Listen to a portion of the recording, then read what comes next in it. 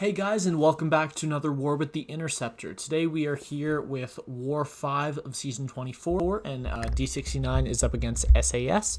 So these guys are a very strong alliance. They're always they're always sub 10 in deaths, and we're going to do our very best. And today this is the first time that I'm going to be bringing in Morningstar to war. So we're going to be taking this rank 3 Apocalypse boss. You guys saw me take this fight last war, so it's a pretty normal fight for me to take. But today we are actually not going to be bringing in any synergies for Morningstar because I found four fights for her to ramp her up, so she actually has 5 fights this war. Well, I do have one synergy. I'm using Magik for another fight, and she just happens to have a synergy with Morningstar, but it really doesn't do much. It's more of a synergy for Magik. The difference it makes to Morningstar is extremely minimal. And today we're going on to path 7 for section 1, and this is the first fight we are using to ramp up Morningstar. We also have the team of Morningstar, Quake, and Magik today, which means an all-female team in Alliance War, which is awesome. But we're not going to boost very heavily for this fight. I think I only use a 10% green boost. Yep, okay, that makes sense. And this is actually Clairvoyance on Kinetic Transference. So this is the one with, I believe it's called Power Bond, the one that has the resistance 90% to all power drain effects, which actually is what Warlock's power drain is if you were to try to use him on this path, but Magik's is power steal, so she actually works the same. She's not affected by this node. But against this fight, I do only have one soul, so the heavy attack doesn't do much. On contact, it just gets nullified anyways. So I'm just feeding into MD. But really what I'm just trying to do in this fight is to simply keep baiting L2s over and over and over, because then I'm going to constantly get the buff immunity debuff on me, and I'm going to be healing from willpower. So I'm very, very happy of that. And you'll notice that when she throws her L2 here, she does not gain any power from Mystic Dispersion, and that's because buff immunity does actually not nullify any buffs. What it does is it removes them, which is an effect that is similar to the way that Red Hulk removes, I think it's incinerates. Yeah, it's incinerates when they get inflicted on him. But right here, I'm just going to push her just over an L1 and throw my L3. And we're managing this fight pretty well. So Claire actually has a pretty unique special one where it's actually really hard unless you're ready to counter the L1 without getting parried. I've gotten parried plenty of times trying to do it. So by now I've learned spacing. So right here she's going to throw it, not safe, but right here she's going to throw it, and I dash back. Or maybe it's not right here. It is later in the fight, though. There's one time where I dash back at the perfect moment, and I know it's safe to go in. But we did bank our first soul here, and we are going to be turning on suicides later in the war, but we've yet to do it. And our L1's already doing fairly decent damage. But yeah, right there, did not have the spacing, but on the second one, I was able to anticipate it, and right there, I was able to anticipate it once again. And yeah, it's just going perfectly for finishing off this fight, and I believe this L1 is going to kill. Right. No, not quite. Very close. And I could have taken the second fight on this as well with Morningstar, and I would have for a soul, and it would have saved me a lot of health potions on the last fight I have to build her up on. But there's actually a Red Hulk on the next node, and what I did is I doubled that path, and I had someone bring their rank 3 6-star Guillotine 2099 because they were taking Domino on Rage, path 6, section 2. So I just wanted them to have a fight to ramp up that was really safe, and that Red Hulk was the safest option, with Matador making it so that you only have to bait 3 L3s and then just never throw a special with Guillotine and you'll be charged up easily. And then this next fight is a very easy fight you guys have seen, so I sped it up a lot. This is Dr. Doom, and he is on the power... what's it called? Power... Wow, I'm totally blanking right now. Power Snack, that's what it's called, right. So you'll notice I do have suicides on for this fight, so I did swap on half suicides, and I do need half suicides for the rest of the war. I didn't need to turn them on into the boss island, but I might as well turn them on now.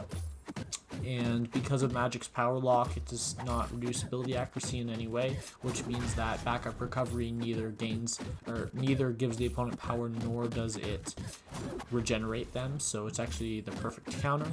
So I was considering using Quake for this fight, but the thing is, if your first Dex, if he continues going in after you've got it, and it's a Sig 200, then you'll get a shock on you for, it's guaranteed. And if he goes in and he charges heavy, you can just lose a lot of health, so it's not worth the risk. Normally, I think it's fine to Quake this node. You just have to dash back a lot and be careful of your spacing, and you're completely fine. You might have to bait out an L1 if they're running 5 out of 5 Mystic Dispersion. But yeah, this fight with Magik is extremely safe. I've taken it without suicides multiple times. It's extremely safe. 193 hits though. So now we are going on to more Morningstar building up, and this is going to be Path 3 in Section 2. So they gave me 2 nice fights for Morningstar here, and this is going to be Guardian on Chitinous Thorns. So this is a little bit of a harder fight. And until this fight right here, I actually did not know just how damn hard Guardian hits on defense. And you guys are just going to see me get absolutely smoked in this fight at one point. So I lose so much health. It's pretty crazy. But yeah, we're just the strategy against Guardian is of course to bait L1s. If you bait L2, you can always block it, which is fine, but I prefer baiting L1s and just fully evading. It's the exact same timing as Nova's special one, so I got pretty used to it. But yeah, there we go. We're getting the Dex fine, and I believe right there, that's when we mess it up. Look at that. I took 4 hits. All 4 hits crit. Every single one. And the way you know whether Guardian's hits crit is whether there is energy damage, which is the red damage that is dealt just barely after the hit, and I got 4 ticks of the red damage, so he got so much extra damage off on me, and it was absolutely crazy. So I was kind of freaking out, but I was able to control myself, get to my L1, I banked the soul right there, and now it's just about killing him. You'll see he's going down pretty fast. I don't believe I get hit the rest of the fight, and I actually think that's the only time I get hit this whole war. So it wasn't that bad. It was just unfortunate that I had to use a bunch of potions, because with the 6-star rank 3 and just boosting like this, it costs a lot, you know.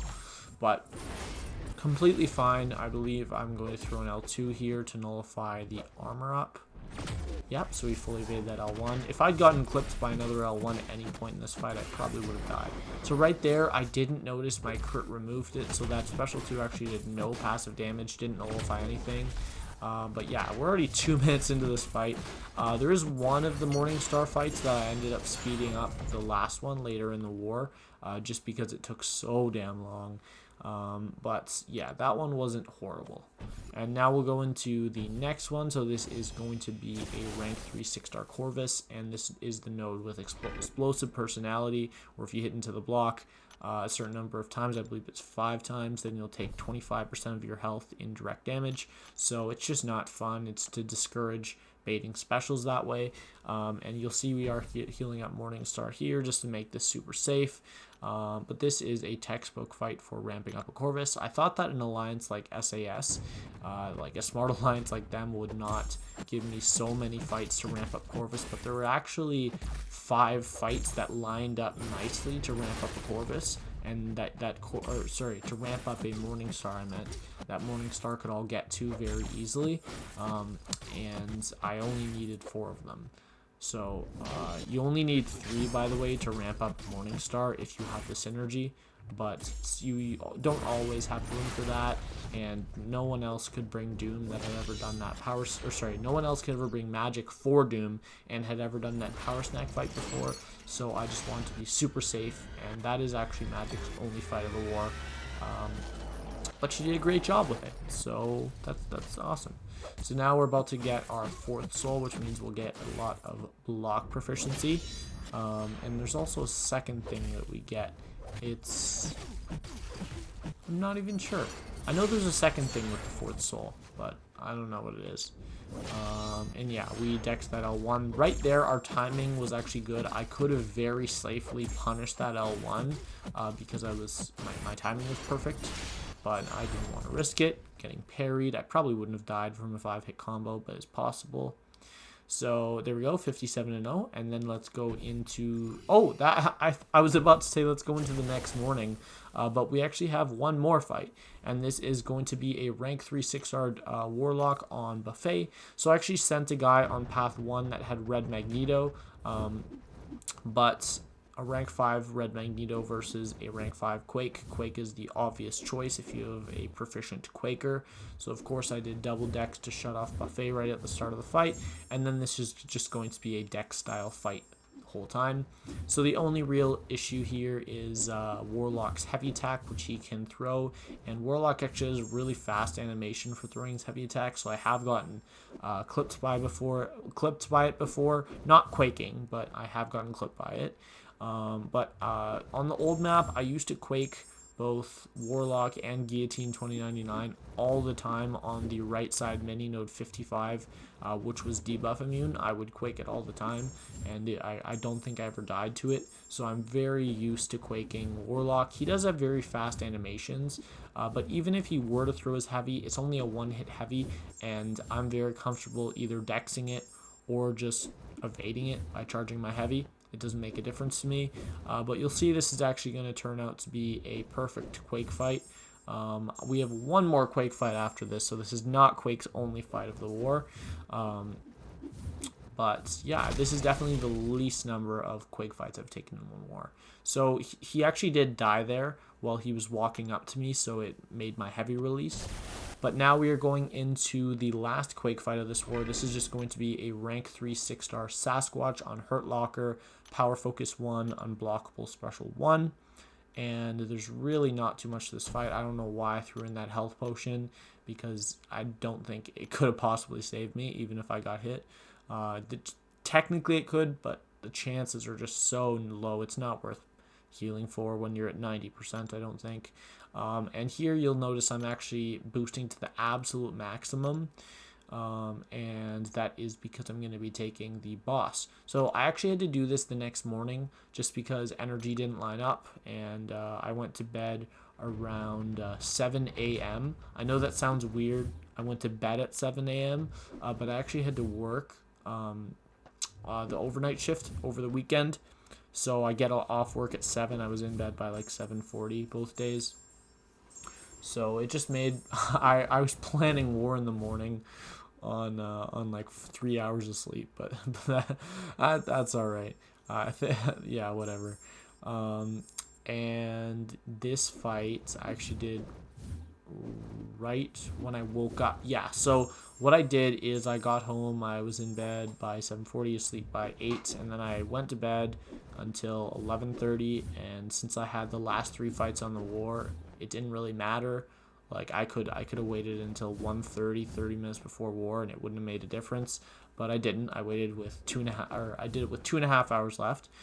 Because I wanted to do these fights after having some rest, not after having been up for almost 24 hours at that point. But yeah, it's completely fine. This is a very easy Quake fight. I think Torch is maybe better for this fight with Flame on. It's hard to say because there are some things that can get you messed up, like 5 out of 5 Mystic Dispersion if this guy decides to start spamming L1s, especially in Wrath. This fight can really become an issue, but with Quake, there is literally nothing that can make this fight go wrong. He is a one-hit heavy if he decides to start chucking them. There's just no risk to Quaking this fight whatsoever if you're proficient enough. But yeah, it's been 2 minutes, and I'm using the absolute max boosts plus half suicides, so you can see just how beefy this guy is. So despite the fact that this is going to take about 2.5 minutes, it's so safe. And yeah, we're going to finish this fight off, I believe, in 2 more Quake cycles. So just crossing the 2-minute 30 mark, maybe just before it. I think we're gonna finish the fight just before the 2:30. So he does trigger Wrath. I believe this is the 3rd time he goes into Wrath this fight. I think all 3 times he triggered it at like 6 or 7, which is really unlikely, but it did happen all 3 times. And now we'll go into the sketchiest fight of this war. You thought the boss was the hardest fight? No, this Emma Frost is the hardest fight. This has Aspect of Evolution, Unblockable Special 2, increased power gains. The increased power gain does absolutely nothing. Aspect of Evolution, though, in this fight is a killer. You guys are gonna see. I did speed this fight up by a factor of 2, and you'll notice I'm doing no damage. So the way that I prefer to deal with Emma is I prefer to bait L1s and parry the first hit and then dex the second hit. And I don't know why, this is just always the way I've fought Emma. If she's on Unblockable 1, I can consistently evade it. It's just that, notice the damage from doing this is just so minimal that I don't think it's worth the risk unless the special attack is unblockable. So they're down to 80% right there. So I have no idea what happened. I was not touching the screen. I was waiting for her to dash at me and for me to dash back, and my character just randomly dashed forward. I have absolutely no clue what happened. It was so strange. I was so confused. But at this point, you can see 4 hits on my combo was giving her a full bar of power almost at this point. So I know that I really have to be on the ball about baiting specials. Right there I get pushed to an L2, which is really unlucky. I know I have to throw it or I'm going to... Oh, I don't throw it. Wow, that's actually probably not the best decision. Oh, okay, good. I throw my L3. She's in diamond form, so it's not going to do much damage. But what I only really care about here, I already have the 5th soul. I know I'm not going to regenerate much because my basic attacks aren't really doing much damage. It's all the passive from my L1. And it kind of looks like I'm going to time out here, but I start turning the fight around. I start absolutely shredding with Morningstar because at 5 souls, Morningstar is just such a beast. And I think it's like 40, I think it's half of the damage I lose in this fight is from suicides. So there's really, sure, I'm taking a lot of damage, and at the end of the fight here, I think it's 2,500 damage per parry that I take. So I'm down to 47%, and I didn't make any mistakes. I have no clue what happened on that swiping in. I actually saw Lizer talking about it in a video where when the opponent throws their L2, you randomly dash in. And maybe there's another thing where after your champion throws L3, there's a chance for you to dash in. I've never seen it happen before, but I know with 100% certainty, I did not touch the screen. If anything, my hand was hovering above the screen on the left side, waiting to dash back. And it just dashed in randomly for me, and I don't know. So yeah, we are going to heal up Morningstar, going to use every last potion. You'll notice there I actually had to spend a bunch of units on buying the bigger potions because the smaller ones would not have gotten me to full health, and I wanted to get the boss solo. And I'm just going to take a quick second here to reset my masteries. So you'll notice I have 3 points in willpower. I'm going to turn off willpower, and that's because I wanted the 3 points to go into attack. But we're also going to max out the block proficiency masteries, as well as the energy resistance, because his beam attacks on the special 1 and special 2 are energy damage. And also this helped with placing my defense for War 6. So what I did is I placed my defense without willpower, and since I have a few defenders that people typically use Warlock for, it makes complete sense, including the Apocalypse boss, which is, I wouldn't call it impossible, but I would call it extremely hard with no willpower. It's a hard enough fight doing it with Warlock if I place with willpower, but without it, it is just absolutely brutal. So many more specials to bait, just a lot more going on. So yeah, we're going to use the invulnerability boost, or sorry, no, I think I used a special 1 boost in this fight, because invulnerability doesn't do anything. Yeah, I did. Okay. Invulnerability, by the way, does absolutely nothing because it does not reduce the passive damage that comes from eating special attacks. So that's not going to do anything because I know the only way I could possibly get hit in this fight is from maybe a special 2 that I mess up. But obviously you guys know I prefer to bait special 2s in this fight. And it's going to be a lot of times in this fight where he decides to throw the L1 just like right there. So the first 2 times, and I am beating him on health, but just barely. I'm not really in the position that I want to be.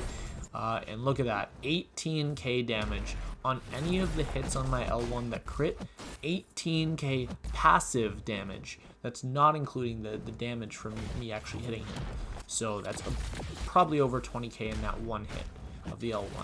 So 60k if all 3 crit is pretty insane.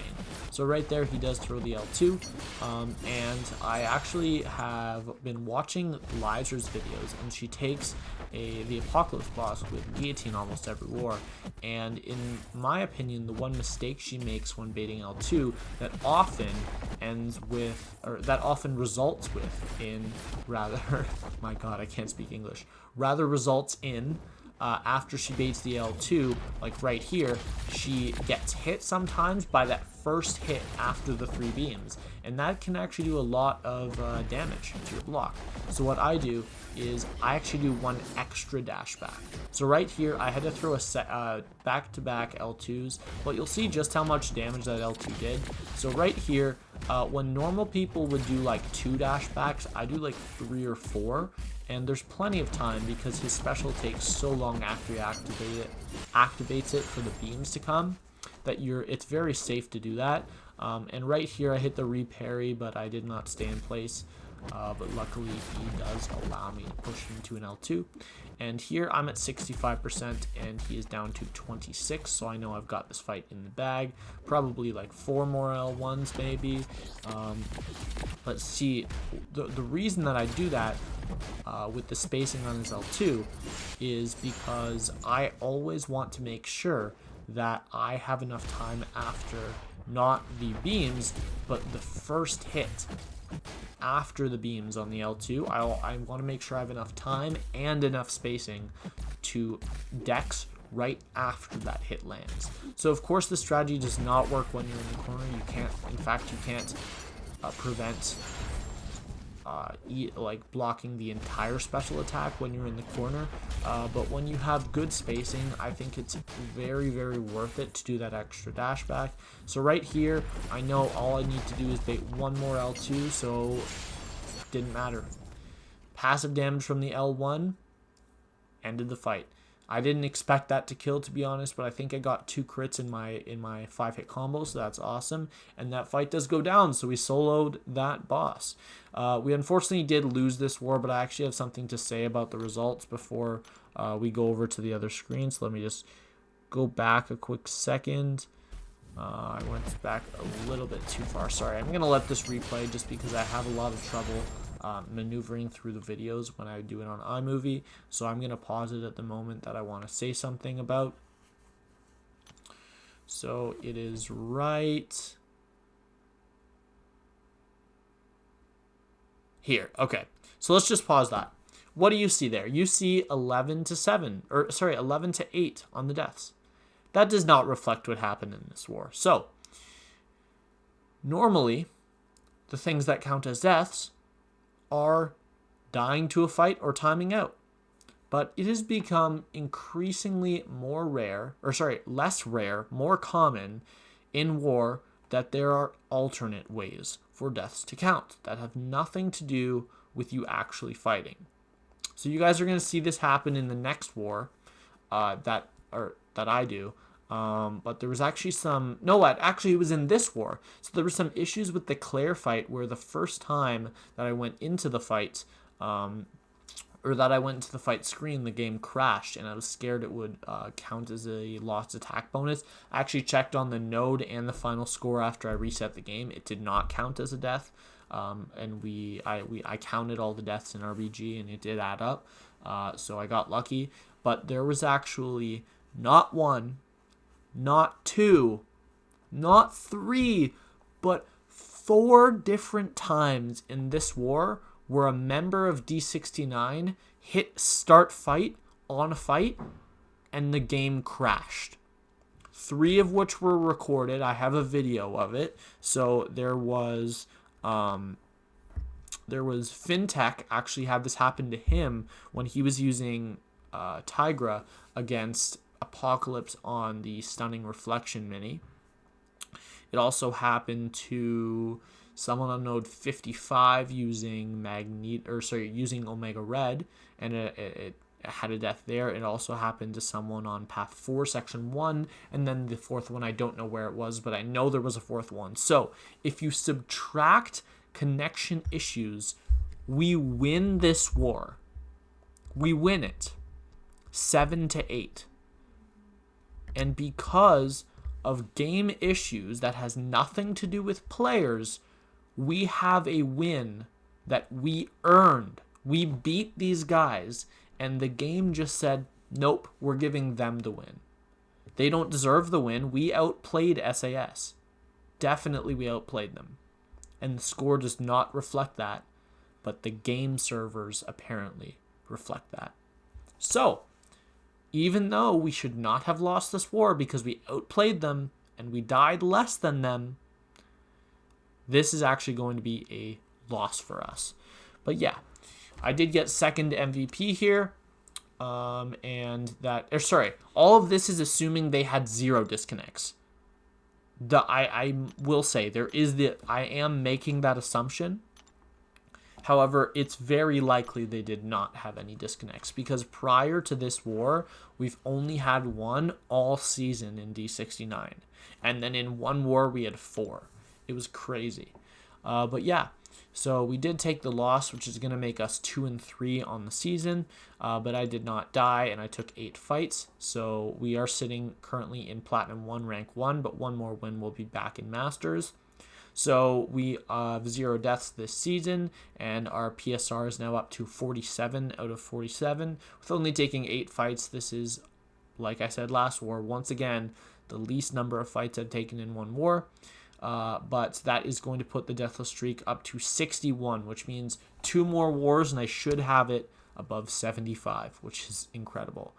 But yeah, that is actually going to be the end of this war. I hope you guys enjoyed. Sorry that I didn't have a face cam, but I was just having some issues today. I know this is a very long war. It's already 27 minutes as of when I'm saying this right now. But yeah, that is going to be it. I hope you guys have a great day, and I'll see you in the next one.